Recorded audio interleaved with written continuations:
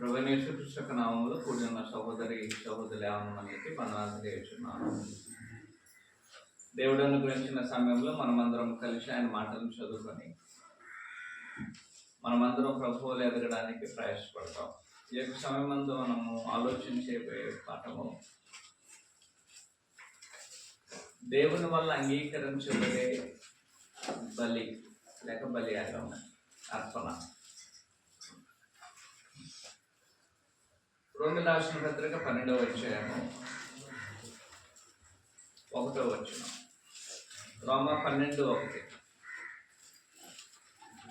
కాబట్టి సహోదరులారా, పరిశుద్ధమును దేవునికి అనుకూలమగు సజీవ యాగముగా మీ శరీరములను ఆయనకు సమర్పించుకునుడని దేవుని వాత్సల్యమును బట్టి మిమ్మల్ని బ్రతిమాలుకుంటున్నాము. ఇది యుక్తమైనది.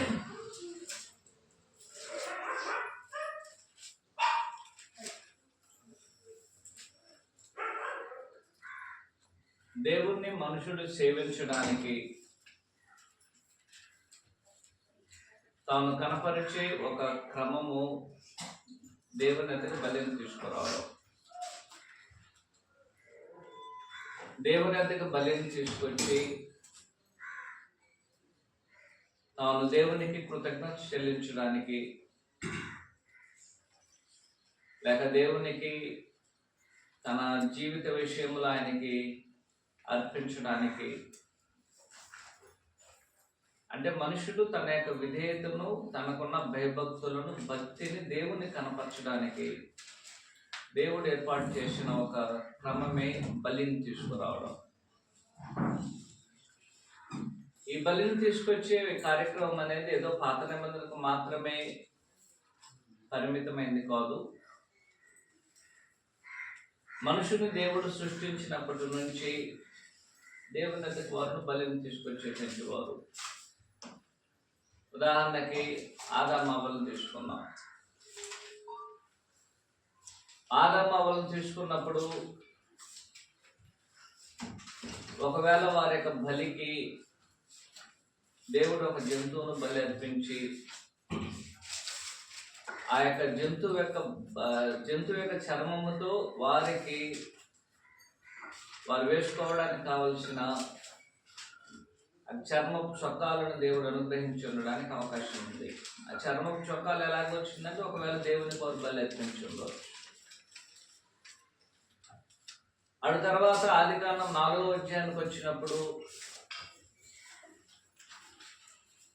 కయ్యూను ఏబేలు దేవుని యొక్క సన్నిధికి బలిని తీసుకొచ్చారు. ఈ క్రమం అనేది దేవుడు మనుషుల దగ్గర కోరుకున్నటువంటిది. ఆ తర్వాత నోవాహు గారు 1 సంవత్సరము ఓడలో ఉన్న తర్వాత బయటకు వచ్చి మరలా ఆయన బలిని అర్పించడం అనేది జరుగుతుంది. ఈ క్రమం అనేది అలాగే కంటిన్యూ అయింది. అబ్రహాం, ఇసాకు, యాకోబులు వీరందరూ కూడా దేవునికి బలి అర్పించవలేనని దేవుని వలన కోరుకొనబడిన వారై వారు అలాగున దేవునికి బలిని తీసుకొచ్చారు. ఎక్కడ కూడా దేవుని సన్నిధికి వారు వచ్చేటప్పుడు బలి లేకుండా వచ్చినటువంటి వారు కాదు. వారు దేవుని యొక్క సన్నిధికి వచ్చి తమ యొక్క భక్తిని, విధేయతను, తమకున్న విశ్వాసమును దేవునికి కనపరచడానికి దేవుడు వారికి ఏర్పాటు చేసిన ఒక క్రమమే బలును తీసుకొచ్చి అర్పించడం. అప్పటికి ఆల్మోస్ట్ వచ్చి ఒక 250 సంవత్సరాలు అయిపోయింది. సుమారు 3000 సంవత్సరాలు అయిపోయింది. ఆ కాలంలో దేవుడు మరలా ఏం చేయడం జరిగింది, 4000 సంవత్సరాల తర్వాత ధర్మశాస్త్రం అనేది వారికి అనుగ్రహించబడింది, ఇశ్రాయేలీలకు అనుగ్రహించబడింది. ఆ ఇశ్రాయేలీలు కూడా దేవుని యొక్క సన్నిధికి వారు ఎప్పుడు కనబడినాను వారు దేవుని యొద్దకు వచ్చేటప్పటికి ఒక బలిని తీసుకురావాలి. 7 రకాలైన బలులు ఉన్నాయి. ఒక్కొక్క బలి అనేది ఒక్కొక్క ఉద్దేశం నిమిత్తము అనుగ్రహించబడిన బలి. కాబట్టి ప్రతి మనుషుడు దేవుని యొక్క సన్నిధిలో కనబడుతున్నప్పుడు తమ యొక్క సామర్థ్యమును అనుసరించి, తమ యొక్క స్థితిని బట్టి దేవుని యొక్క సన్నిధికి వారు బలిని తీసుకొచ్చేటట్టు. ఇదంతా కూడా ఆల్మోస్ట్ 1500 సంవత్సరాల ధర్మశాస్త్ర కాలం అంతా కూడా అలాగున వారందరూ బలులు అర్పించుకుంటూ వచ్చారు. అయితే దేవుడు కోరుకున్న బలి వేరే, వారు అర్పించేటువంటి విధానం అనేది వేరే. అన్నాడు దేవుడు బలిని కోరుకున్నాడు, లేదని చెప్పడం లేదు. కానీ బలితో పాటు వారైతే ఏదో ఒకటి కోరుకోబడింది అన్నాడు. ఉదాహరణకి మనము కయ్యూని ఏబేలుని తీసుకున్నప్పుడు ఆదికాండం వరకు మనం చదివితే 4వ అధ్యాయం వరకు, ఆదికాండం వరకు చదివితే వాళ్ళు దేవుని ఎదుగు బలిని తీసుకొచ్చారు. దాంట్లో వారిద్దరూ బలిని తీసుకొచ్చి రావడంలో ఏ విధమైన తప్పు లేదు. ఎందుకంటే కయ్యూని ఏబేలుడు ఒకే దేవునికి బలి అర్పించారు. కయ్యూని ఏబేలుడు ఒకే స్థలమందు బలి అర్పించారు. కయ్యూని ఏబేలుడు వారికి తోచిన బలులను దేవుని సన్నిధికి తీసుకొచ్చారు. దీంట్లో ఏ విధమైన వ్యత్యాసం అనేది కనపరచబడలేదు. కానీ ఒకరి బలి అంగీకరించబడింది, ఒకరి బలి అంగీకరించబడలా. ఎందుకు అంగీకరించబడింది, ఎందుకు అంగీకరించబడలేదని వాస్తవానికి ఆదికాండం మాత్రం చదివితే మనకి అది మనకు అర్థం కాదు, మనకు తెలియదు. కానీ అనేకమైన సంవత్సరముల తర్వాత పరిశుద్ధాత్మ హెబ్రీ గ్రంథంలో రాసి ఎందుకు ఏబేలు యొక్క బలి అంగీకరించబడింది, ఎందుకు కయ్యూని యొక్క బలి నిరాకరించబడిందో అక్కడ ఒక విషయాన్ని ఆయన తెలియజేశారు. దానికి ఉన్న ఒకే ఒక విశేషత ఏమిటి, ఏబేలు తన యొక్క విశ్వాసమును బట్టి బలి అర్పించడం. కాబట్టి ఒక మనుషుడు దేవుని యొక్క సన్నిధికి వస్తున్నప్పుడు దేవుడు కోరుకున్నది ఒక బలిని తీసుకురావాలి. ఆనాడు అనేక మంది బలులను తీసుకొచ్చారు, లేదని చెప్పడం లేదు. తీసుకొచ్చిన బలిని వారు దేవునికి అర్పించడానికి ప్రాముఖ్యమైనది. కానీ ఆ బలిని అర్పించడానికి ముందుగా మనుషుల దగ్గర దేవుడు ఏదో ఒకటి కోరుకుంటున్నాడు. అదేమిటంటే విశ్వాసము. అక్కడ కయ్యూని ఏబేలు దగ్గర దేవుడు కోరుకున్నటువంటి విశ్వాసం. విశ్వాసముతో బలిని మనం అర్పిస్తే తప్ప దేవుడు దాన్ని అంగీకరించడు. అది మనము వారి యొక్క పరిస్థితిని బట్టి హెబ్రీ గ్రంథంలో మనం తెలుసుకొని మనం అర్థం చేసుకోగలిగాం. అది తర్వాత ఇశ్రాయేల్ కాలంలోనికి వచ్చారు. ఇశ్రాయేల్ కాలంలోకి వచ్చినప్పుడు వారందరూ విస్తారమైనటువంటి బలులు దేవుని చెల్లించారు. ఎవరు కూడా దాంట్లో మనం తప్పలేము. ఎందుకంటే వారు అర్పించే బలి అనేది దేవుడు కోరుకోదగినది. దేవుడు కోరుకున్న బలులను వారు తీసుకొచ్చారు. ఏ అపవిత్రమైన జంతువులు బలి అర్పించలేదు. అందరూ పవిత్రమైన జంతువులు తీసుకొచ్చి బలి అర్పించారు. అందరూ దేవునికి బలి అర్పించారు. మూడోది, దేవుడు కోరుకున్న దగ్గర వారు బలి అర్పించారు. వారు యాజకుని మూలముగా బలి అర్పించారు. అందువల్ల అక్కడ మనం తప్పుగా చెప్పలేము. కానీ వారు దేవునికి బలి అర్పించేటప్పుడు ఏదో ఒక కొరత అనేది దేవుని దగ్గర ఏర్పడింది, వారిలో ఏర్పడింది. దేవునికి వారు సరిగా బలి అర్పించలేకపోయారు. యెషయా గ్రంథము వచ్చేటప్పటికి ఏమైపోయిందంటే, ఏమని కీర్తన గ్రంథంలో మీరు నా యొద్దకు బలులు తీసుకురావాల్సిన అవసరమే లేదని చెప్పేశారు ఆయన. కారణం ఏమిటంటే వారు చేసినటువంటి ఒకే ఒక విషయము, దేవునికి వారు బలి అర్పించడానికి సిద్ధపడ్డారు. అంటే దేవుని ఆజ్ఞ బలి అర్పించాలి కాబట్టి బలిని తీసుకొచ్చి దేవునికి అర్పిస్తున్నారు. కానీ దాని వెనుకున్నటువంటి విశ్వాసం అనేది అక్కడ లేకుండా పోతున్నారు. భయభక్తులు లేదు, వారికి ఉన్నటువంటి ఒక విధేయత లేదు. వారికి ఏ విధమైనటువంటి ఒక ఒక మంచి హృదయం అనేది లేదు దేవుని సన్నిధికి వచ్చేటువంటి. ఆ విధంగా ఇశ్రాయేలు సుమారు 1500 సంవత్సరములు ధర్మశాస్త్రం కింద దేవునికి బలులు అర్పించి దేవునికి విసుగు పుట్టించేశారు. దీనికి కారణమైనది ఏమిటి? బలులు అర్పించడంలో దేవుడు విసిగిపోవాలి. ఆ దేవునికి వారు అర్పించేటువంటి బలికి వారికి సంబంధం లేకుండా ఉంది. ఇప్పుడు నేను దేవుని సన్నిధికి వస్తున్నాను, ఇప్పుడు కూడా మనము వచ్చినటువంటి మనము ఎందుకు వస్తున్నామో తెలియకపోతే దానివల్ల ప్రయోజనం లేదు. ఎందుకు ఇక్కడ మనం కూర్చొని దేవుని సన్నిధిలో దేవుని ఆరాధన చేస్తున్నాము, దానికి కావాల్సినటువంటి ఒక విశ్లేషణ మనకు కనపరచకపోతే మనం ఇక్కడ ఖర్చు చేసే 2 గంటల సమయం అనేది ఎందుకు మనం ప్రయోజనం పడాలి? యేసుక్రీస్తు వారు ఇశ్రాయేలు బలులన్నింటిని గురించి ఆయన మాట్లాడుతూ మత్తయి 15వ అధ్యాయానికి వచ్చేటప్పటికి ఇశ్రాయేలు ఆరాధనను ఒక క్రమంలో తీసుకొచ్చి ఆయన చెప్పారు, మీరు దేవుని వ్యర్థంగా ఆరాధిస్తున్నారు. ఏం తప్పు ఉంది? దేవుని ఆరాధించడానికి బలులు తీసుకొచ్చారు. దేవుని ఆరాధన చేయడానికి కావలసిన ఆత్మలన్నింటిని తీసుకొచ్చారు. అన్నిటిని వారు ఒక దేవాలయం దగ్గరికి తీసుకొచ్చారు. దేవునికి యాజకుల మూలంగా బలి అర్పిస్తున్నారు. ఒక బలి అర్పించిన వెంటనే దాని రక్తం అనేది ప్రోక్షించబడుతుంది. మరలా రక్తం అనేది మనుషుల మీద ప్రోక్షించబడుతుంది. అది దాంట్లో ఉన్నటువంటి అవయవం తీసుకున్న వారు బలిపీఠం మీద దేవుని దహిస్తారు. ఇవన్నీ ఒక క్రమంగానే జరుగుతుంది. అయినా సరే ఏదో ఒకటి లోపం అనేది వాళ్ళు కనపడింది. ఆ లోపం ఏమిటంటే యేసుక్రీస్తు మత్తయి 15వ అధ్యాయంలో తెలియజేశారు. ఈ విషయాలు మాత్రం మనం చదివి మనం మత్తయి 15వ అధ్యాయం 7-9 వచ్చిన వేషధారులారా, ఈ ప్రజలు తమ పెదవులతో నన్ను కనపరచుదు కానీ వారి హృదయం నాకు దూరంగా ఉన్నది. దేవుని ఆరాధించినప్పుడు ఇశ్రాయేలీయులకి లోపం ఏమిటి? ఇదేదో మన యేసుక్రీస్తు వారు చెప్పినట్టు ప్రవచనం కాదు. ఇది యేసుక్రీస్తు వారు యెషయా గ్రంథం నుంచి తీసుకొచ్చి చెప్పినట్టు ప్రవచనం. అది యెషయా గ్రంథం తెలియజేశారు. ఇక్కడ తెలియజేసేటప్పుడు చెప్తున్నాడు, హృదయం అనేది అక్కడ కనపడుతుందా? ఎప్పుడైతే హృదయానికి దేవునికి ఆరాధన విషయంలో, బలర్పించే విషయంలో హృదయానికి స్థానం లేదో అలాంటి ఆరాధన అనేది దేవుని దృష్టిలో వ్యర్థమైనటువంటిది. అంటే అలాంటి ఒక కార్యక్రమం అనేది దేవుడు దాన్ని అంగీకరించు.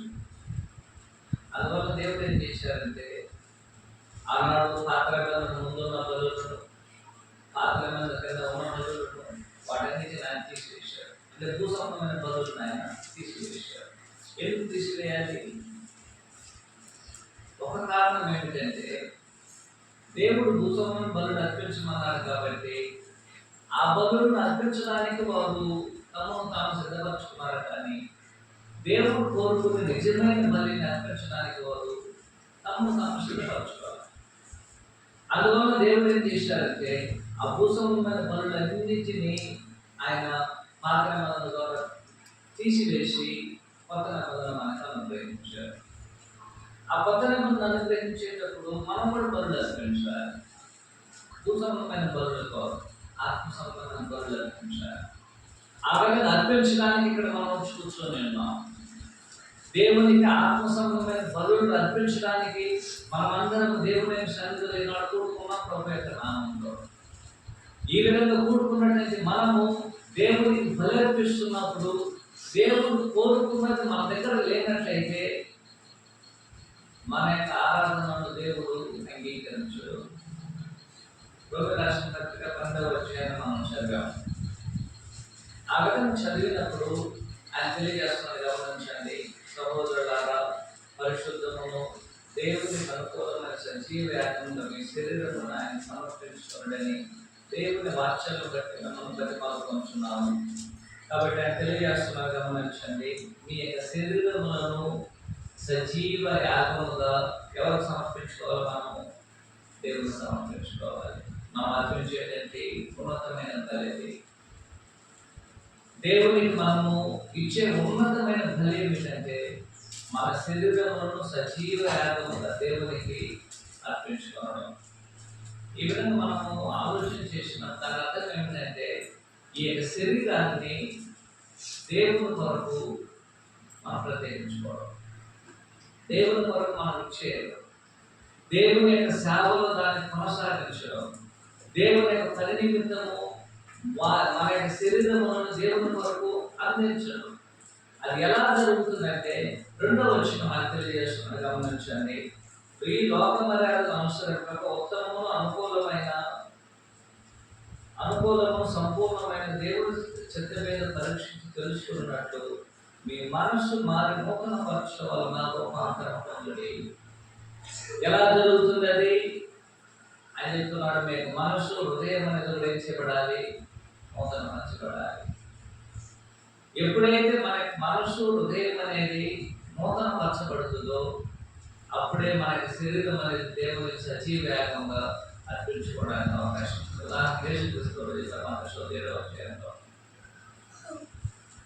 చెట్టును బట్టి దానికి ఫలాలు మనం నిర్ణయించవచ్చు. లేనట్లయితే ఫలమును బట్టి మనం ఏం చేయవచ్చు? చెట్టు ఎలాంటిదో నిర్ణయించవచ్చు. అంటే అదే ఇక్కడ మనం మన యొక్క శరీరాన్ని సజీవ యాగంగా అర్పించుకునే దాన్ని బట్టి మన హృదయం మనస్సు ఎలా ఉన్నదో మనం గుర్తించడానికి అవకాశం మనకు ఉంటున్నది. అయితే ఈనాడు క్రైస్తవులు ఏంటంటే మనము ఎలాగున్నా దేవునికి బదులు అర్పించగలుగుతున్నాం. ఆయన తెలియజేస్తున్నాడు, అయ్యా మీరు మీ యొక్క శరీరమును దేవునికి సజీవ యాగముగా దేవునికి బలర్పించుకుని.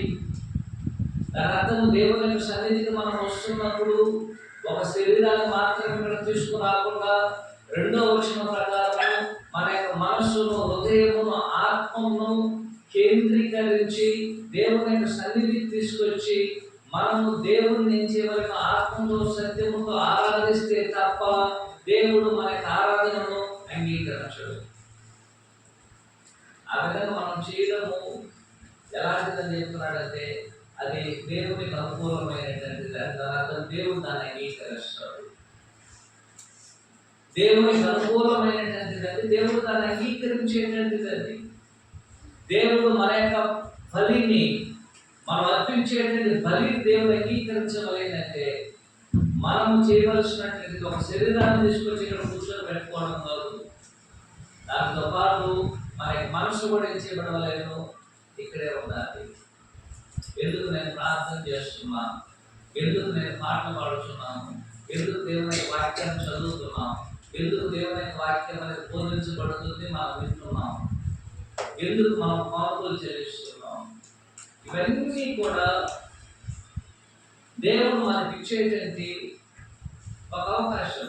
మనలో మనం సజీవ యాగం కనపరుచుకోవడానికి దేవుడు ఇచ్చినటువంటి ఒక అవకాశం.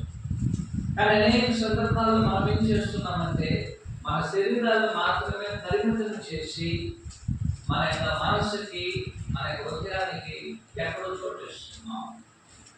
ఆ విధంగా మనం చేసినట్టయితే ఆనాడు ఇశ్రాయేలీయులకి ఈనాడు మనకి ఏ విధంగా వ్యత్యాసం?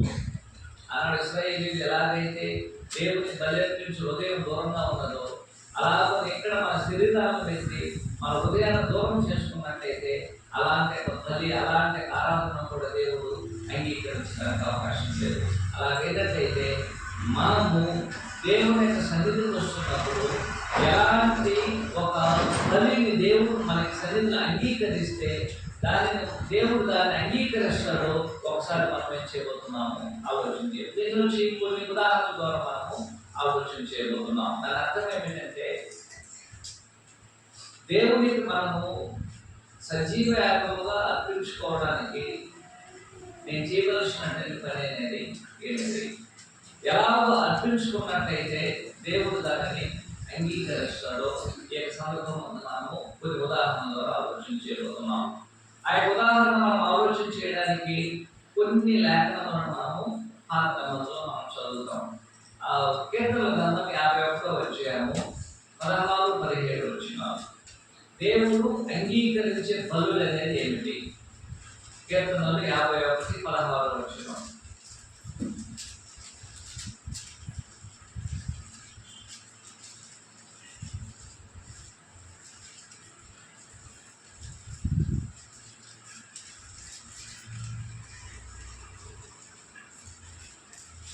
కీర్తనలు 51:16-17.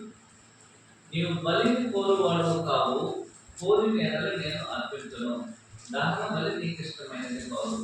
17.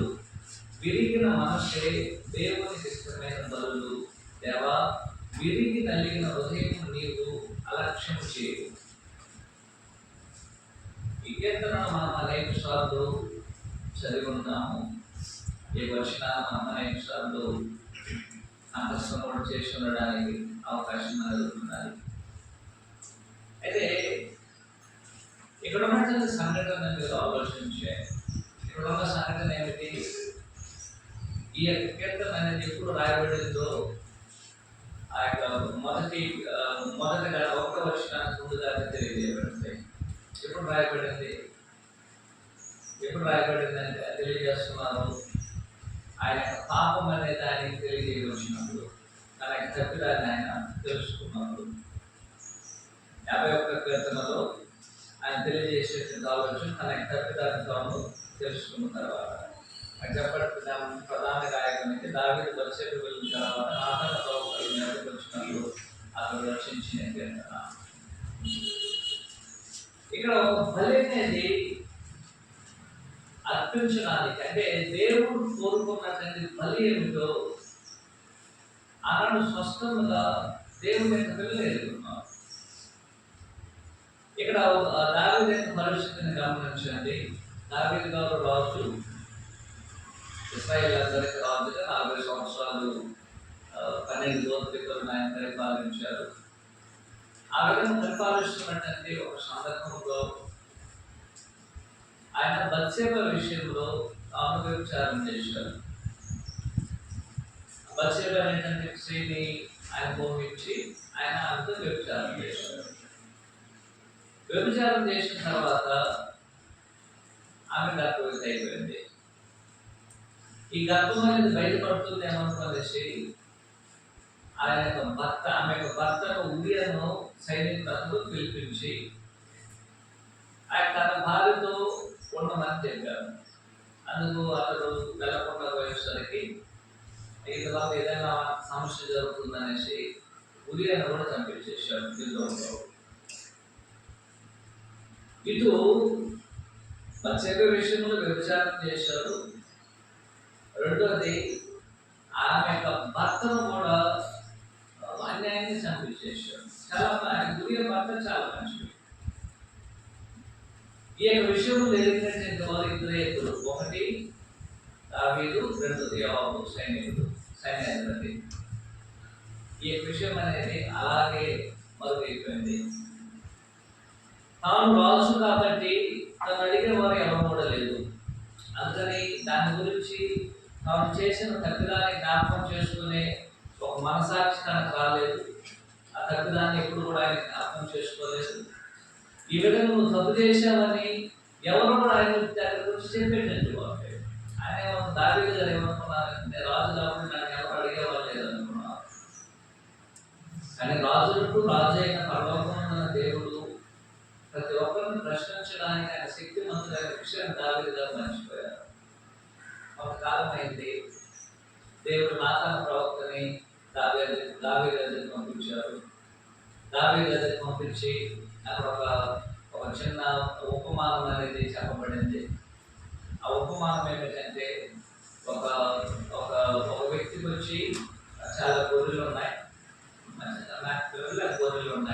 గొర్రెలు మందలు ఉన్నాయి. అతను తన గొర్రెలు మెప్పుకుంటున్నాడు. ఆ తర్వాత ఏం చేశారంటే, అతనికి ఇంటికి వచ్చి కొంతమంది బంధువులు వచ్చారు. ఎవరు? తనకి స్నేహితులు వచ్చారు. స్నేహితులు వచ్చేటప్పుడు అతనికి ఆహారం వండడానికి తను ఏం చేశాడంటే, తన గొర్రెలు ఉన్నటువంటి గొర్రెలు ఒకదాన్ని తీసుకోకుండా ఇంకొక వ్యక్తి ఉన్నాడు. అతనికి ఒకే ఒక మ్యాప్ ఉంది, లేక ఒకే ఒక గొర్రె ఉంది. అలా ముందుగా పెంచుకుంటున్నాడు, అపూర్వం పెంచుకుంటున్నాడు. అతని దగ్గరికి వెళ్ళి, నీ గొర్రెను నాకు, లేకపోతే నీ యొక్క మేకను నాకు ఇవ్వు, నాకు స్నేహితుడు వచ్చాడు, అతనికి నేను వధించాలి, అతనికి నేను ఆహారం పెట్టాలనేసి అతను అలాగే ముందుకు పెంచుకున్నట్లయితే ఆ ఒక్క మేకను తీసుకొచ్చి వధించి ఏం చేశాడు, అతడు ఆయనకి ఆహారం వండించడం జరిగింది. ఇలాంటి వ్యక్తిని ఏం చేయాలని నాతాను ప్రవక్త దావీదు రాజు గారిని అడిగారు. దావీదు రాజు చాలా కోపం వచ్చేసింది. ఖచ్చితంగా అలాంటి వ్యక్తిని మనం సంపాదించిందే. అతను ఖచ్చితంగా అతను మరణానికి పాత్రుడే.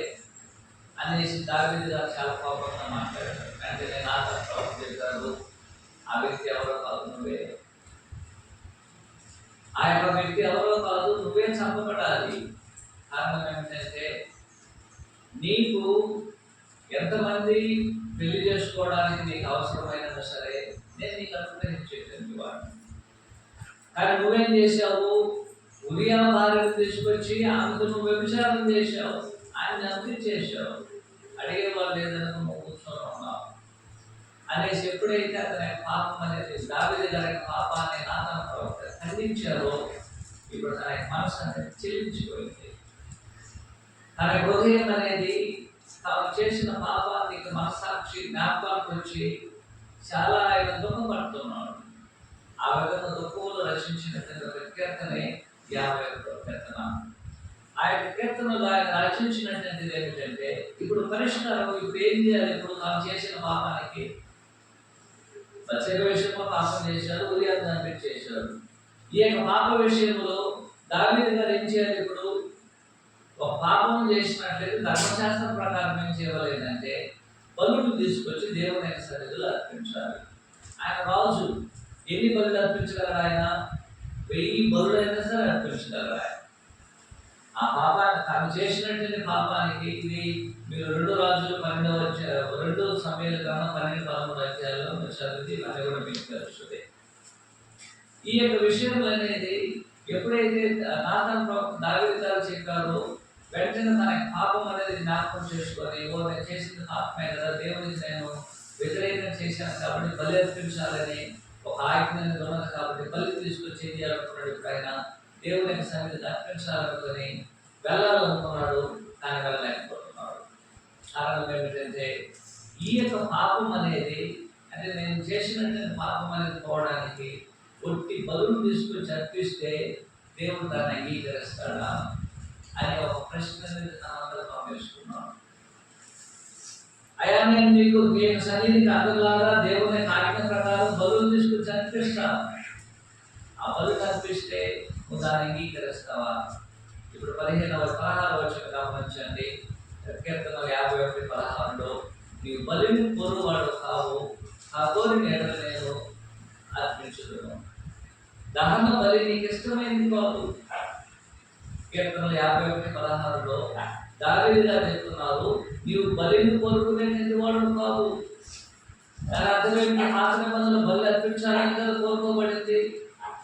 పాపం చేసినప్పుడు ఒక మనుషుడు దేవుని యొక్క సన్నిధికి లేవి కాలం 5, 6, 7 అధ్యాయాలు చదవాలి, బలులన్నీ వివరించబడింది. ఒక వ్యక్తి ఏ పాపం చేసినా సరే ఆ పాపం కావలసిన ప్రాయశ్చిత్తము వాడు అర్పించేటువంటి బలుల ద్వారా వారికి కలుగుతుంది. అదే ధర్మశాస్త్రం తెలియజేయబడింది. అయినను సరే ఇక్కడ దావీదు గారు ధర్మశాస్త్రం కన్నా ఒక మెట్టు ఉన్నతంగా ఆలోచన చేసేవారు. ధర్మశాస్త్రంలో చెప్పబడిన బలిని మాత్రం అర్పిస్తే సరిపోతుంది అనుకోలేదు ఆయన. ఆయన చెప్తున్నాడు గమనించాను 15-16 వచనంలో, నీవు బలిని కోరువాడు కావు, కోరినట్లు ఏం చేస్తాను నేను నీకు అర్పించేదను. దహన బలి నీకు ఇష్టమైనటువంటిది కాదు. అదేంటది? పాత నిబంధనలో బలులు కదా దేవుడు అర్పించమని కోరుకున్నారు. అయినా సరే దావీదు గారు చెప్తున్నారు, బలులను అర్పించడం ద్వారా దేవుడు ఒక మనిషిని అంగీకరించడు. ఎలా అంగీకరిస్తాడంటే ఆయన ఇప్పుడు 17 వచనం గమనించండి. ఏ యొక్క బలిని దేవుడు నిజంగా మనుషులంతా కోరుకుంటున్నారు గమనించండి. విరిగిన మనసే దేవునికి ఇష్టమైన బలులు. ఎలా ఏం కావాలని చెప్తున్నాడు ఆయన? విరిగిన మనసే దేవునికి ఇష్టమైన బలి. విరిగి నలిగిన హృదయం నీవు అలక్ష్యం చేయబడితే నువ్వు దాన్ని అంగీకరిస్తావు. ఎలా అంటే బలులు దేవునికి అర్పించాలి మనము. ఆ దావీదు గారు చెప్తున్నారు, అయ్యా నా దగ్గర 100 కోడిలను 100 మేకలను 100 గొర్రెలను తీసుకొచ్చి నేను సన్నిధిని నువ్వు కోరుకుంటే నేను అర్పించగలను. ఎందుకంటే దావీదు ఆయన ఉన్నటువంటి సంపద అంతుంది, అంత సామర్థ్యం అంతుంది అని దావీదు ఆ విధంగా ఆలోచించేది. ఏం ఆలోచన చేశారంటే, నేను అర్పించేటువంటి బలి దేవుడు అంగీకరించలేదంటే, నేను అర్పించేటువంటి బలి అనేది దేవుడు దేవుడు లేఖనాల ప్రకారం కోరుకోకపోయినా సరే, ఎలాంటి బలిని దేవుడు నిజంగా మనుషుల దగ్గర నుంచి కోరుకుంటున్నారు, అతను తీసుకొచ్చేటువంటి భూసంబంధమైనటువంటి ఎక్స్టర్నల్ ఒక బలును కాదు, ఆయన తీసుకొచ్చేది ఆయన మన దగ్గర మనం వచ్చేటప్పుడు మనం తీసుకొచ్చేటువంటి బలి ఏమిటంటే ఆయన ఎత్తున గమనించాలి, విరిగి నలిగినటువంటి మనసు హృదయము. ఎలాంటి హృదయంతో మనం దేవుని సన్నిధికి రావాలి? విరిగి నలిగినటువంటి హృదయముతోను మనసుతోను మనం దేవుని సన్నిధికి రావాలేమో అని చెప్తున్న 17వ వచనము, కీర్తన 51వ వచనము గమనించండి. విరిగి నా మనసే దేవునికి ఇష్టమైన బలులు. ఎలాంటి మనసుతో మనం దేవునికి సన్నిధికి రావాలి? విరిగిన మనసుతో. రెండోది ఆయన చెప్తున్నాడు, విరిగి నలిగిన హృదయముతో దేవుని యొక్క సన్నిధికి రావాలి. మనం ఇక్కడ దేవుని యొక్క సన్నిధికి వస్తున్నామంటే మన యొక్క బలిని దేవుడు అంగీకరించవలేనంటే ఆయన చెప్తున్నాడు, మీ యొక్క మనసు అనేది విరిగినదిగా ఉండవలేను, అది నలిగినదిగా ఉండవలేను. దాని అర్థం ఏమిటి? పాప విషయంలో మనుషుడు అంతగా విరవబడవలేను, తాను దోష విషయంలో హృదయం అనేది అంతగా ఏం చేయబడాలి? నల్లగవలేను. ఒక మనుషుడు తన దేవునికి సన్నిధికి వస్తున్నప్పుడు మనము ఏం చేయమని చెప్పారు? మీ శరీరమును సజీవ యాగముగా దేవుడు అర్పించుకొనుడి, మీ యొక్క మనస్సు అనేది నూతన పరచడం వలన మీరు రూపాంతరం పొందడానికి అవకాశం ఉంది. అలాగైనట్లయితే నేను దేవుని యొక్క సన్నిధికి వస్తున్నప్పుడు వచ్చేటట్టు మనము ఏ బలును తీసుకురావాలని గమనించాలని ఆయన చెప్తున్నాడు. విరిగి నలిగినటువంటి హృదయంతో మనం దేవుని యొక్క సన్నిధికి రావాలి.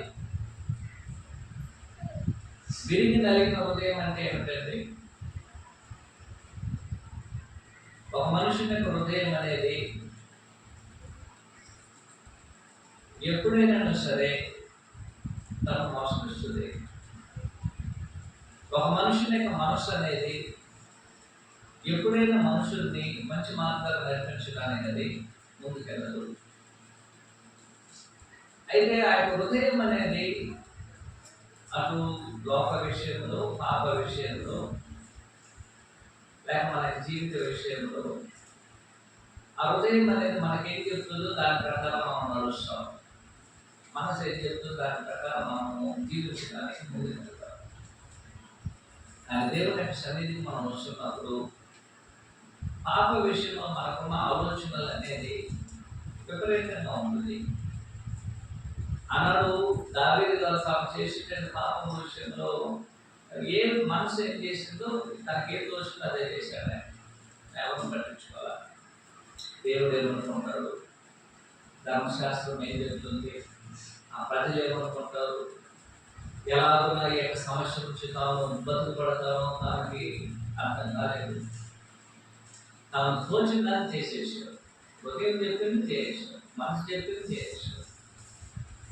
కానీ ఆ యొక్క పాపం అనేది తెలియజేయబడినప్పుడు ఆయన చేసినటువంటి పాప విషయంలో తాను కుమిలిపోతున్నాడు, దుఃఖపడుతున్నాడు, వేదన పడుతున్నాడు. ఉదాహరణ గమనించు, యేసుక్రీస్తు వారు ఆయన శిష్యులతో ఉన్నప్పుడు ఆ శిష్యులు ఆయన దగ్గర వచ్చి తను వారు చాలా క్లోజ్గా ఉన్నప్పుడు పేతురు గారు వచ్చి తను హెచ్చించుకున్నారు. ఎవరు వదిలిపెట్టినా సరే నేను వదిలిపెట్టినా అని చెప్పాడు. అది యేసుక్రీస్తు వారు ఏం చెప్పారంటే పేతురుతో, పేతురు నువ్వు ఈ యొక్క రాత్రి ఉదయం రావడానికి ముందుగా కుమారు నీకు నన్ను ఎరగమని చెప్తావని యేసుక్రీస్తు పేతురుతో చెప్పడం జరిగింది. పేతురు దాని గురించి పెద్దగా ఆలోచన చేయాల. యేసుక్రీస్తు చెప్పిన మాటలు అది నిజమనే విషయాన్ని పేతురు గారు ఆలోచన చేయాల. ఆలోచన చేస్తుంటే ఒకవేళ గుర్తుంచుకునేటువంటి వ్యక్తి అని మనకు తెలియదు. కానీ పేతురు దాన్ని పెద్దగా పట్టించుకోవడం ఏం చేశారంటే తనకి తెలియకుండానే తాను తనకి ఏదైనా సరే ఇబ్బంది కలుగుతుందనే భయంతో తన హృదయం ఏం చెప్పిందో మనసు ఏం చెప్తుందో దాన్ని చెప్పేశారు. ఆయన 3 సార్లు ఏం చేశారు, యేసుక్రీస్తు వారిని అడగనేసి నేను ఒప్పుకోవడం జరిగింది. ఆ విధంగా చేసిన తర్వాత ముమ్మారు 3వసారి మాటను చెప్పిన తర్వాత యేసుక్రీస్తు వారిని పేతురుగా పిలిచారు. పేతురు యేసుక్రీస్తు వారిని పిలిచారు. ఆ చూపు అనేది పేతురుకి తాను చెప్పినట్టు మాటలు జ్ఞాపకం చేయడం జరిగింది. ఆ విధంగా చేసినప్పుడు తన యొక్క పాపాన్ని ఆయన గుర్తించినప్పుడు జరిగినటువంటి ఒక సంఘటన ఏంటంటే మత్తయి వార్త 26వ అధ్యాయము 75వ వచనం ఒకసారి గమనించండి.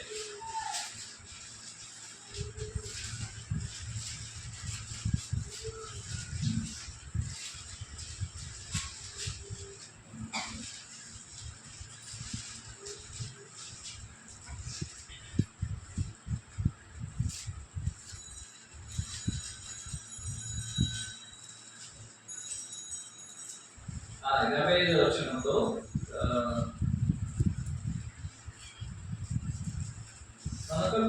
కనుక కోడిపోయే నోటు నీవు నన్ను ఎరగవని ముమ్మారు చెట్టు యేసు తనతో అనే మాటను పేతురు జ్ఞాపకం తెచ్చుకుని వెలుగులకు పోయి సంతాపపడి వచ్చాడు. ఏం చేశారండి? సంతాపపడి ఏడ్చాడు. ఎందుకు ఏడవాలి ఆయన? ఏడవడానికి కారణం ఏమిటి? కారణం ఏమిటంటే తన హృదయంలో తాను చేసినటువంటి పాపం అనేది మనసాక్షిగా ఆయన దర్శించింది. ఆ మనసాక్షి తన జ్ఞాపకం వచ్చేసింది. తాను ఎంత పెద్ద పాపం చేశాడో ఆ పాపాన్ని చూసినట్టయితే ఆయన తాను కుమిలిపోతున్నాడు, బాధపడుతున్నాడు. ఆయన బాధను తాను వ్యక్తపరచడానికి ఆయన చేసినది ఏమిటంటే ఏం చేశాడు ఆయన? ఆయన చెప్తున్న గమనించిన ఈ వచనంలో వెలుగులకు పోయి సంతాపపడి ఏడ్చెను. ఏదైనా మనం పాపం చేసామనుకోండి, ఏదో నాకు తెలిసి తెలియకుండా తెలిసే ఉండొచ్చు. కొన్ని సందర్భాల్లో మన మనసు చెప్పిన దాన్ని చేసుకుంటూ ఎప్పుడైనా మనం పాప విషయంలో సంతాపడి ఏడ్చాము, ఎందుకు పాపం చేశానని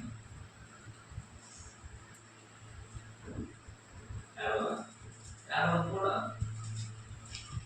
ఎందుకంటే మనం అనేక సందర్భాలలో పాపాన్ని గురించి మన యొక్క తలంపు ఏమిటంటే దేవుని సన్నిధికి వచ్చి ఒప్పుకుంటే క్షమించేస్తాడని ఒక ఆలోచనతో మనం జీవిస్తున్నాం. ఆత్మ అనేది అలా పోదు. మనం అనుకున్నట్లుగా ఏదో ప్రభు దగ్గరకు వచ్చి తండ్రి నేను చేసిన పాపాన్ని ఈ విధంగా నేను తాగాను, పాపం చేశాను కాబట్టి దయతో నన్ను క్షమించు అనేసి మనం దేవుని సన్నిధిలో ఒప్పుకొని క్షమాపణ పొందేసామనుకున్నట్లయితే బాబా ఎవరు క్షమాపణ పొందుతున్నావు అది నిజమైన వాళ్ళ మనసు కాదు. ఎందుకంటే మళ్ళా రేపు వెళ్దామనుకున్నాం, అది వాళ్ళ మనసు కాదు. వాళ్ళ మనసు అనేది ఒక్కసారి జరిగేది. ఒక్కసారి నిర్ణయం తీసుకుంటే మనం ఎన్నడూ దాని విషయం నేను మనము ఆలోచన చేయకూడదు. ఇక్కడ దావీదు గారు ఎంతగా ఆయన తన యొక్క మనసు విరిగిపోయింది గమనించాడు తను చేసిన పాప విషయం. ఎందుకంటే పాపం అనేది దేవుని దృష్టిలో ఒక దుర్మార్గమైన కార్యక్రమం. అలాంటి ఒక దుర్మార్గమైన కార్యక్రమాన్ని నేను దేవుని దృష్టిలో చేశానని తన హృదయం విరిగిపోయింది, మనసు విరిగిపోయింది. ఇప్పుడు ఇక్కడ ఉన్నటువంటి పేతురు గారు ఏం చేశారు? యేసుక్రీస్తు వారి యొక్క విషయంలో తాను చేసిన పొరపాటును జ్ఞాపకం చేసుకొని సంతాపపడుతున్నారు. ఆయన 2 కొరింథీ గ్రంథము 2-3 వచనాలు గమనించినట్లయితే ఆయన నుంచి సంఘం నుంచి వెలివేసేశారు. వెలివేసిన తర్వాత పౌలు గారు 2వ పత్రిక రాసి చెప్తున్నారు, అయ్యా అతను మీ విషయంలో ఇప్పుడు ఆ పాప విషయంలో చాలా దుఃఖపడుతున్నాడు. ఆ దుఃఖం అనేది లేఖనానుసారమైన దుఃఖము. ఆ దుఃఖం మనకి ఖచ్చితంగా దేవుని సన్నిధిలో క్షమాపణ ఉంది. అయితే మనం చేసినటువంటి పాపానికి మన హృదయం అనేది ఆ యొక్క విషయంలో జరగకపోతే, మన యొక్క మనస్సు అనేది దాని యొక్క విషయంలో నలగకపోతే, దేవుని యొక్క సన్నిధికి మన యొక్క పాపం మనకు క్షమించబడుతుందా? ఆ విధంగా క్షమించబడాలంటే మన యొక్క బలి అనేది అంగీకరించాలి. నా పాపం అనేది క్షమించబడలేదంటే నా యొక్క బలిని దేవుడు అంగీకరించాలి. ఇప్పుడు దావీదు గారు చేసిన పాపము దేవుడు దాన్ని అంగీకరించాలని, క్షమించాలంటే ఆయన బలిని తెచ్చేయబడాలి, అంగీకరించాలి. ఆయన బలి అర్పించాలి. ఆ బలిని దేవుడు అంగీకరిస్తే ఆయన క్షమాపణ దొరుకుతుంది. ఇప్పుడు దావీదు గారు చెప్తున్నారు, నేను దాహన బలిని అర్పించడం లేదు, ఎందుకంటే నువ్వు కోరుకోవడం లేదు. విశాలమైన బలి చేయమంటే నేను దాన్ని తీసుకొచ్చేవారు, దాన్ని కోరుకోవడం లేదు. అయితే ఏ బలిని అర్పించి దావీదు గారు దేవుని వల్ల క్షమాపణ కోరుకోవాలి అని చెప్తున్నాడు. 17వ వచనం మనం చదివినాం. అని చెప్తున్నాడు, విరిగి నలిగిన హృదయమే. ఏం చెప్తున్నాడు ఆయన? విరిగి నలిగిన మనసే దేవునికి ఇష్టమైన బలి.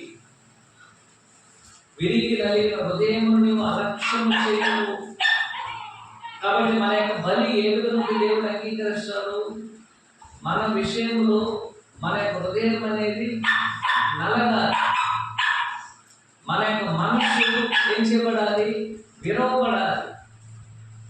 మన యొక్క మనస్సు హృదయం అనేది ఎప్పుడైతే పాప విషయంలో విరుగుతుందో, నలుగుతుందో, అప్పుడు మాత్రమే మన యొక్క బలి దేవుని వలన అంగీకరించబడినదై మనం ఏం చేయబడతాం? మనము క్షమించబడతాం. అనేక మందికి బలులు అర్పించడానికి అసలు ఏ బలులు కూడా కొంతమంది తెలియదు, ఏ విధంగా అర్పించాలని, దాని సంగతి వేరే. కానీ పాప విషయంలో దేవుడు కోరుకునేటువంటి బలి ఏమిటంటే, దేవుని యొక్క సన్నిధికి వచ్చి మనము మన యొక్క ఆ పాపం చేసిన దాని విషయంలో మన హృదయం మారాలి, మన యొక్క మనసు అనేది విరవాలి. దాని విషయంలో మనం పశ్చాత్తాపడాలి, దాని విషయంలో మనం చింతించాలి, ఏడవాలి. ఆ విధంగా చేసి ఈరోజు క్షమాపణ మళ్ళా రేపు చేయమని అర్థంలో ఆ విధంగా చేసేది అంగీకరించబడదు. దావీదు గారు తప్పిదాలు చేశారు, మరి ఎన్నడూ తన జీవితంలో లాస్ చేయాలి. పేతురు గారు తప్పిదం చేశారు, మరి ఎన్నడూ పేతురు గారు పొరపాటు చేయాలి. కొరింథీ సంఘంలో ఉన్న వ్యక్తి అలాంటి పొరపాటు చేశారు, మరి ఎన్నడూ అలా రిపీట్ చేయలేదు. ఒకసారి చేయబడింది. ఒక్కసారి వారి యొక్క మనసు హృదయం అనేది విరిగి నలిగిన హృదయం మనసుతో దేవునికి సన్నిధికి వచ్చి వారు దేవునికి ప్రార్థన చేసి యేసుక్రీస్తు క్షమాపణ కోరుకున్నప్పుడు దేవుడు దాన్ని అంగీకరించాడు. ఇప్పుడు ఆయన చెప్తున్నాడు, మనం దాన్ని అలాగే ఏం చేస్తాం? మనం ఏం చేస్తామంటే రోమపత్రిక 12వ అధ్యాయాన్ని కంపేర్ చేస్తాం. మన యొక్క శరీరములను, మన యొక్క మనస్సును దేవునికి సన్నిధికి వచ్చేటప్పుడు విరిగి నలిగిన మనస్సు హృదయముతో మన దేవుని సన్నిధికి వచ్చినట్లయితే మన ఆరాధన దేవుడు ఏం చేస్తాడు? అంగీకరిస్తాడు. మన యొక్క బలిని ఏం చేస్తాడు? ఆయన అంగీకరిస్తాడు. లేనట్లయితే ఏమవుతుంది? ప్రయోజనం. మనం అనుకుంటున్నాం ఏదో బలులు తీసుకొచ్చి అర్పించేస్తే దేవుడు సంతోషపడిపోతారు. దావీదు గారు అనుకున్నట్లయితే ఎన్నో బలులు అర్పించవచ్చు, ఆయనకంటే అవసరం లేదు అంటున్నాడు. ఆయన కోరుకున్నటువంటిది ఏమిటి అని చెప్తున్నాడు. మనం కోరుకున్నటువంటి బలి ఏమిటంటే విరిగి నలిగినటువంటి హృదయము, మనసు అనేది దేవుడు కోరుకున్నటువంటిది. అలాంటి హృదయంతో మనం వచ్చినప్పుడు, అలాంటి మనసుతో మనం దేవుని సన్నిధికి వచ్చున్నామా? ఒకవేళ రాకపోయినట్లయితే మనం ఎందుకు వచ్చున్నాం? ఎలాంటి హృదయంతో వచ్చున్నాం? ఎలాంటి మనసుతో వచ్చున్నాం? మారు మనసు లేని మనసుతో వచ్చున్నామా? అనంతరమైన హృదయంతో వచ్చున్నామా? తగ్గింపు లేని మనస్సు హృదయంతో మనం వచ్చున్నామా? మంచి మనస్సు లేకుండా, యథార్థమైన మనస్సు, యథార్థమైన హృదయం లేకుండా దేవుడు సన్నిధికి వస్తే దేవుడు మన ఆరాధన అంగీకరిస్తాడు? లేదు. అని చెప్తున్నాడు. దేవుడు కోరుకునేటువంటి బలి ఏమిటంటే విరిగి నలిగినటువంటి హృదయము, మనస్సు. రెండో రకమైన బలిని దేవుడు దేన్ని అంగీకరిస్తాడు ఒకసారి గమనించండి. ఒకసారి మార్కు సువార్త 12వ అధ్యాయము 33-33వ వచనం.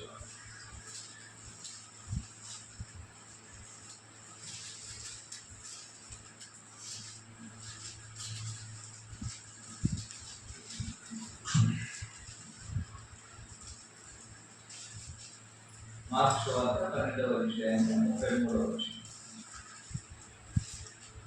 పూర్ణ హృదయముతోను, పూర్ణ వివేకముతోను, పూర్ణ బలముతోను ఆయనను ప్రేమించుటయు, ఒకడు తనువలు తన పొరుగు వారిని ప్రేమించుటూ సర్వాంగ హోమములన్నిటికంటేను బలులన్నిటికంటేను అధికమని ఆయనతో చెప్పారు.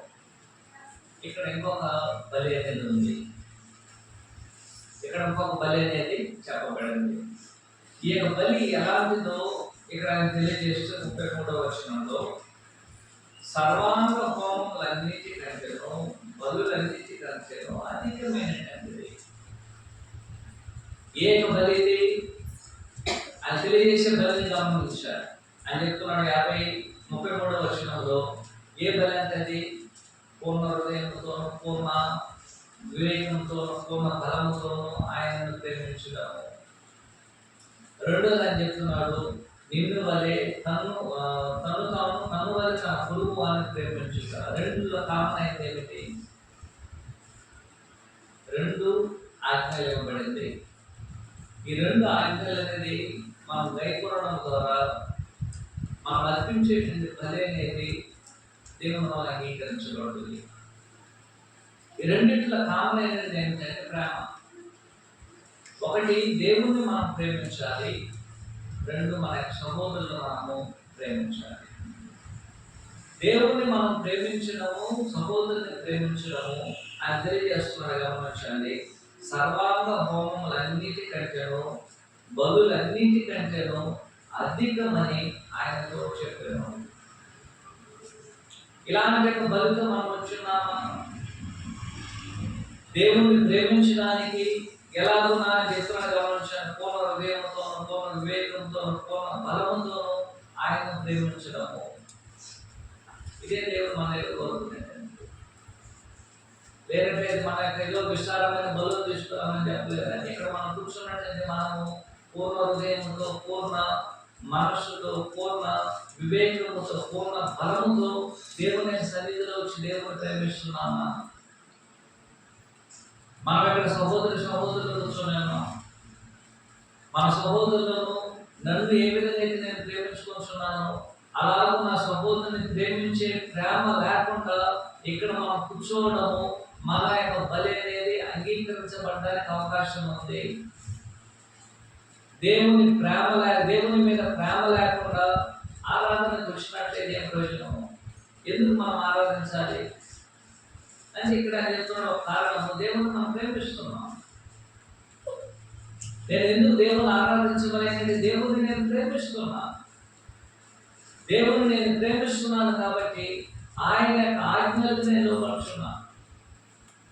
అందువల్ల ఆయన తెలియజేస్తున్నారు, మనం దేవుని ప్రేమించినట్లయితే ఆ యొక్క ప్రేమ అనేది దేవునికి ఎలాంటి బలి చెప్తున్నాడు ఆయన, బలుల కన్నా సర్వాంగ హోమముల కన్నా అధికమైనది. రెండోది ఆయన చెప్తున్నాడు, అది మాత్రం సహోదరులు కూడా ఏం చేయాలి? మనము ప్రేమించాలి. కొంతమందికి అసలుకి దీని యొక్క ఉద్దేశాలు తెలియదు. దీని యొక్క ఉద్దేశాలు తెలియకపోతే మనం దేవుని ప్రేమించలేము. దీని యొక్క వచనం యొక్క ఉద్దేశాన్ని మనం ఎరగకపోయినట్టే మన సహోదరులను ప్రేమించలేము. సహోదరులను ప్రేమించడము, దేవుని ప్రేమించడము మనము దేవుని కల్పించేటువంటి ఒక ఉన్నతమైన బలి. ఆ బలిని మనము ఇక్కడ తీసుకొచ్చున్నాము దేవుని కల్పించడానికి. ఒకవేళ మనం తీసుకురాకపోయినట్లయితే, వేరే బలిని తీసుకొచ్చినట్లయితే దానివల్ల ప్రయోజనం లేదు అని చెప్తున్నాడు. మీరు పూర్ణ హృదయంతో, పూర్ణ వివేకంతో, పూర్ణ బలముతో దేవుని మనం ప్రేమించడానికి ఇక్కడ కూర్చోవాలి. అంటే మన యొక్క ప్రేమను దేవుని కనపరచడానికి మనం కూర్చోతున్నాం. ఎందుకు మనం ఆరాధిస్తున్నామంటే మనం దేవుని ప్రేమిస్తున్నాం కాబట్టి మనం ఆయన ఆరాధిస్తున్నాం. దేవునికి ఎందుకు పాటలు పాడుతున్నాం? దేవుని ప్రేమిస్తున్నాం. ఎందుకు ప్రార్థన చేస్తున్నాం? దేవుని ప్రేమిస్తున్నాం. ఎందుకు మనం వాక్యాన్ని చదువుతున్నాం, వాక్యాన్ని వింటున్నాం, ఎందుకు మనం కానుకలు ఇస్తున్నాం? ఇవన్నీ కూడా ఏమిటంటే మనం దేవుని ప్రేమిస్తున్నామని చెప్పడానికి. రెండో విషయం గమనించాలి, ప్రేమించే విషయంలో కూడా అంత పరిపూర్ణంగా ఉండాలి. పూర్ణ హృదయంతో, సగం హృదయం మాత్రం దేవునికి ఇస్తే మిగిలిన హృదయాన్ని మన లోకానికి ఇస్తే దానివల్ల దేవుడు మనము మన యొక్క బలిని అంగీకరించినవాడు. అలాగున ఒక 5 బలులు అనేది మనకున్నది గ్రంథమందు. 5 బలులను మనము అర్పించడం ద్వారా దేవుడు దాని వల్ల మన యొక్క బలిని అంగీకరించడానికి అవకాశం ఉంది. అంటే మరి మన యొక్క శరీరములను సజీవాన్ని అర్పించుకున్నప్పుడు ఎలాగో మనము మన యొక్క బలులను దేవుడు అంగీకరిస్తాడంటే 2 బలుల గురించి మనము ఆలోచన చేస్తాం. ఒకటేమిటి, విరిగి నలిగిన హృదయం దేవుని సన్నిధికి వస్తే అది దేవుడు అంగీకరించే ఒక బలి. రెండోది ఏమిటంటే పూర్ణ హృదయంతో, పూర్ణ వివేకంతో, పూర్ణ బలంతో తన వల్ల తన యొక్క సహోదరుని ప్రేమించినట్లయితే అది బలులన్నీ ఉన్నతమైనది, దాని దేవుడు అంగీకరిస్తాడు. అలాంటి ఒక బలులను దేవుడు అంగీకరిస్తాడు. కాబట్టి వాటి విషయంలో మనం శ్రద్ధ కలిగి మనము దేవుడిని బలి అర్పించినట్లయితే దేవుడు యొక్క బలిని ఖచ్చితంగా అంగీకరిస్తాడని ఆయన తెలియజేయడం జరుగుతుంది. మీ అందరికీ ప్రభువు యేసు క్రీస్తు నామములో వందనాలు తెలియజేసుకుని కార్యక్రమాన్ని చూస్తున్నాను. అందరూ